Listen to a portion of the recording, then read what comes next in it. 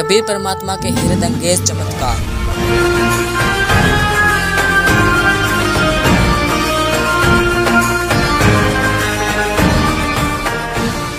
बच्चे के रूप में कबीर देव द्वारा कंवारी गाय का दूध पीना।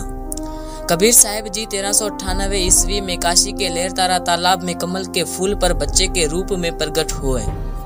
नीरू नीमा स्नान करने गए तो उन्हें घर ले आए। नीरू नीमा जब बालक कबीर को दूध पिलाने की कोशिश की, लेकिन बालक रूप परमात्मा ने दूध नहीं पिया।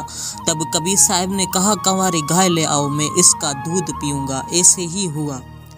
सबूत ऋग्वेद मंडल नंबर 9 सूक्त 1 मंत्र 9 में सबूत है कि पूर्ण परमात्मा अमर पुरुष जब लीला करता हुआ बालक रूप धारण करके खुद प्रकट होता है, तब कंवारी गाय अपने आप दूध देती है, जिससे उस प्रभु की परवरिश होती है। गोरखनाथ से बातचीत।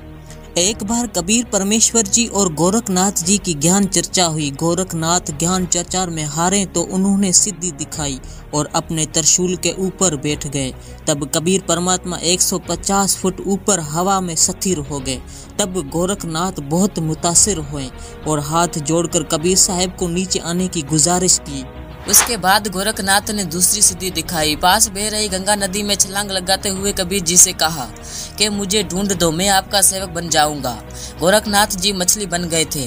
कबीर साहब ने उसी मछली को पानी से बाहर निकालकर सबके सामने गोरखनाथ बना दिया। तब गोरखनाथ कबीर साहब जी के सेवक बने। स्वामी रामानंद जी को जिंदा करना।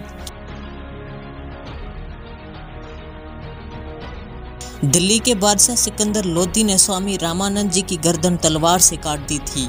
कबीर साहब ने देखा कि रामानंद जी का धड़ कहीं और, सिर कहीं और पड़ा है। तब कबीर साहब ने मरे हुए जिस्म को प्रणाम किया और कहा कि गुरुदेव उठो।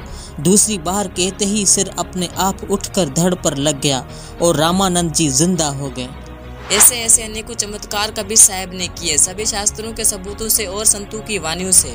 और कबीर साहब के हैरत अंगेज लीलाओं और चमत्कारों से साबित होता है कि कबीर साहब ही पूर्ण परमात्मा हैं।